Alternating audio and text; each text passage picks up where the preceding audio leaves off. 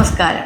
കുറച്ച് നാളുകൾക്ക് മുമ്പ് എൻ്റെ ക്ലിനിക്കിൽ വന്ന ഒരു കുട്ടിയുടെ കേസ് ഹിസ്റ്ററിയാണ് ഞാൻ നിങ്ങളുമായി ഇവിടെ ഡിസ്കസ് ചെയ്യുവാൻ പോകുന്നത്. കുറച്ച് നാളുകൾക്ക് മുമ്പ് ഒരു 7-8 മാസത്തിന് മുമ്പ് ഒരു ദിവസം ഒരു 5 വയസ്സുള്ളൊരു കുട്ടി അവളുടെ മാതാപിതാക്കളുടെ കൂടെ എൻ്റെ ക്ലിനിക്കിലോട്ട് വന്നു.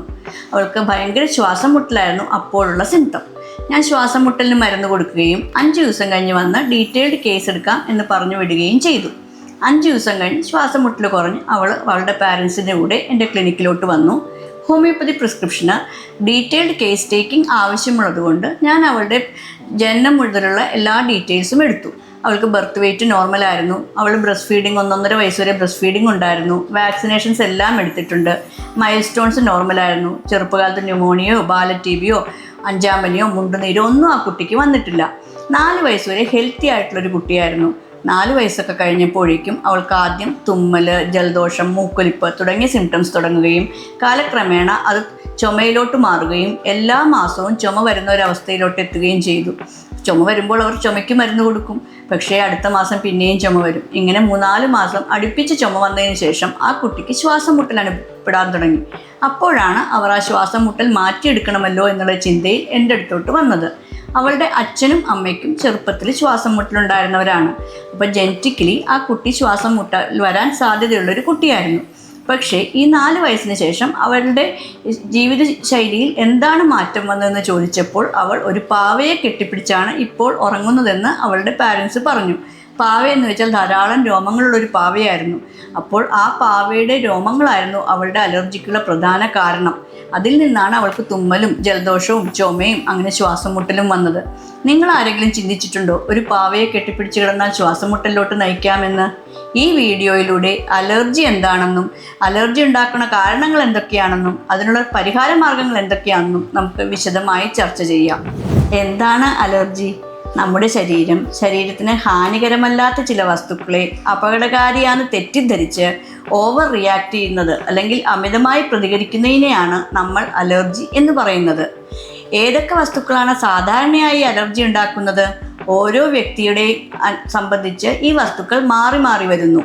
ചിലർക്ക് പൂമ്പൊടി ആയിരിക്കാം, ചിലർക്ക് പൊടിപടലങ്ങളായിരിക്കാം, ചിലർക്ക് കേക്കുകളായിരിക്കാം, ചിലർക്ക് ചെമ്മീൻ, അയില പോലുള്ള ചില മത്സ്യങ്ങളായിരിക്കാം, ചിലർക്ക് പെർഫ്യൂംസ് അല്ലെങ്കിൽ പൗഡർ അല്ലെങ്കിൽ കുന്തിരിക്കം, കൊതുകുതിരി, ചന്ദനത്തിരി എന്നിവയുടെ പുകപടലങ്ങളായിരിക്കാം, ചിലർക്ക് ബിസ്ക്കറ്റിലുള്ള ക്രീമുകളായിരിക്കാം.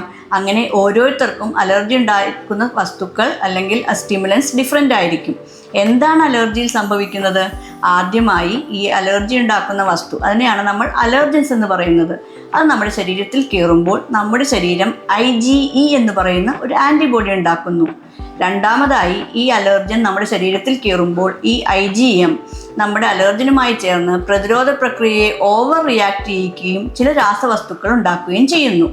ആ രാസവസ്തുക്കൾ നമ്മുടെ ശരീരത്തിലെ രക്ത ഓട്ടം കൂട്ടുകയും നമ്മുടെ തൊലിക്ക് ചൊറിച്ചിലുണ്ടാക്കുകയും തുമ്മലും മൂക്കൊലിപ്പും ജലദോഷം ഉണ്ടാക്കുകയും കൂടുതൽ സ്പ്യൂട്ടം സെക്രീറ്റ് ചെയ്യുകയും നമ്മുടെ രക്തക്കുഴലുകൾ ചുരുക്കുകയും ചെയ്യുന്നു. അതിൻ്റെ ഫലമായിട്ടാണ് നമുക്ക് അലർജി ഉണ്ടാവുന്നത്. എന്തൊക്കെയാണ് അലർജിയുടെ ലക്ഷണങ്ങളെന്ന് നോക്കാം. മൂക്കിലാണെങ്കിൽ മൂക്കൊലിപ്പ്, ജലദോഷം, തുമ്മൽ, മൂക്കിന് ചൊറിച്ചിൽ. കണ്ണെടുക്കുകയാണെങ്കിൽ കണ്ണിൽ ചൊറിച്ചിൽ കാണും, കണ്ണ് ചുവന്ന നിറമാവും, കണ്ണിൽ നിന്ന് വെള്ളം വരുന്നു, ചെവി ചൊറിച്ചിൽ കാണും. ചിലർക്കാണെങ്കിൽ തൊണ്ടയിൽ കരകരപ്പും ചുമയുമായിരിക്കും. മറ്റു ചിലർക്ക് ആസ്മയായിരിക്കാം. ആസ്മ എന്ന് വെച്ചാൽ ശ്വാസം മുട്ടൽ. ഇത് ഓരോ വ്യക്തിയുടെയും ശരീരപ്രകൃതി അനുസരിച്ച് ഈ സിംറ്റംസ് മാറി മാറിയിരിക്കും. എന്നാൽ നമ്മൾ എന്താണ് ചെയ്യേണ്ടത് ഈ അലർജിയിൽ നിന്ന് പരിഹാരം നേടാൻ? ആദ്യമായി നമുക്ക് ചെറുപ്പത്തിലൊന്നും ഇല്ലാത്തൊരു അസുഖം ഒരു 10 വയസ്സിനോ 12 വയസ്സിനോ ശേഷം ആദ്യമായി തുടങ്ങുകയാണെങ്കിൽ എന്താണ് ആ അസുഖം തുടങ്ങുവാനുള്ള കാരണം? നമ്മുടെ ജീവിതശൈലിയിൽ എന്താണ് മാറ്റം വന്നതെന്ന് നമ്മൾ ചിന്തിക്കുക. ആ ഒരു പ്രത്യേക സ്റ്റിമുലൻ്റ് ആയിരിക്കും നമുക്ക് അലർജി ഉണ്ടാക്കുന്നത്. ആ സ്റ്റിമുലൻ്റ് നമുക്ക് കണ്ടുപിടിക്കാൻ പറ്റുകയാണെങ്കിൽ ആ സ്റ്റിമുലൻറ്റിനുള്ള ഓവർ റിയാക്ഷൻ കുറയ്ക്കുവാനുള്ള മരുന്നുകൾ കഴിച്ചാൽ നമുക്ക് അലർജിയിൽ നിന്ന് പൂർണ്ണമായും മോചനം നേടാം. നമ്മൾ പ്രധാനമായും എന്തൊക്കെയാണ് ചെയ്യേണ്ടത്? 1. അലർജി പൊടിപടലങ്ങളോടാണ് നമ്മുടെ അലർജി എങ്കിൽ നമ്മളൊരു മാസ്ക് ഉപയോഗിക്കണം. പിന്നെ ഇങ്ങനെ വൂളൻ ക്ലോത്ത്സ്, പാവകൾ, അവരുടെ രോമങ്ങളോടൊക്കെയാണ് അലർജി എങ്കിൽ നമ്മൾ ചെയ്യേണ്ടത് അത് പൂർണ്ണമായി ഒഴിവാക്കുകയല്ല ചെയ്യേണ്ടത്. കുട്ടികൾക്ക് ഏറ്റവും ഇഷ്ടമുള്ളൊരു സാധനമാണല്ലോ പാവ. അപ്പോൾ ആ പാവയ്ക്ക് കോട്ടൺ കൊണ്ടുള്ളൊരു ഡ്രസ്സ് തയ്ച്ചു കൊടുക്കുക. എന്നിട്ട് ഈ രോമവുമായി കുട്ടികൾ ഡയറക്റ്റ് കോണ്ടാക്റ്റിൽ വരാതിരിക്കാനായി ശ്രദ്ധിക്കുക. അപ്പോൾ അതിൽ നിന്നും നമുക്ക് മോചനം കിട്ടും.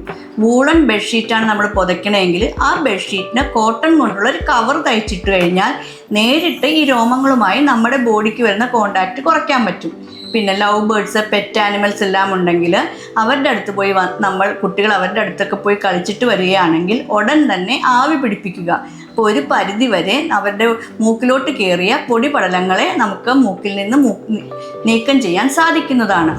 വൈൻ കഴിച്ചാൽ ശ്വാസം മുട്ടൽ വരുമെന്ന് നിങ്ങൾ ആരെങ്കിലും ചിന്തിച്ചിട്ടുണ്ടോ? പൊതുവെ അങ്ങനെ ആരും ചിന്തിക്കാറില്ലല്ലോ. എന്നാൽ എല്ലാവർക്കും വരുമെന്നല്ല ഞാൻ പറയുന്നത്. എൻ്റെ ക്ലിനിക്കിൽ കഴിഞ്ഞ ദിവസം വന്ന ഒരു 25 വയസ്സുള്ളൊരു കുട്ടി, അവന് ജീവിതത്തിൽ ആദ്യമായിട്ടാണ് ശ്വാസം മുട്ടൽ വരുന്നത്. ശ്വാസം മുട്ടലിൻ്റെ മരുന്ന് കൊടുത്തിട്ടും കംപ്ലീറ്റായി മാറുന്നില്ല. ശ്വാസം മുട്ടൽ കുറയുന്നു, പക്ഷേ നമുക്ക് കംപ്ലീറ്റായി അവനൊരു ആശ്വാസം കിട്ടുന്നില്ല. അപ്പോൾ എന്താണ് ശ്വാസം മുട്ടൽ വരുന്നതിന് തൊട്ട് ഒരാഴ്ച മുന്നേയുള്ള അവൻ്റെ ദിനചര്യകൾ ഞാൻ ചോദിച്ചപ്പോഴാണ് അവൻ കമ്പന്തേനി എന്ന ഭാഗങ്ങളിൽ ടൂറിന് പോയിരുന്നു എന്നും അവിടെ നിന്ന് മുന്തിരിത്തോപ്പിൽ നിന്ന് പ്യുവർ മുന്തിരി വൈൻ ധാരാളം കുടിച്ചു എന്നും അറിഞ്ഞത്.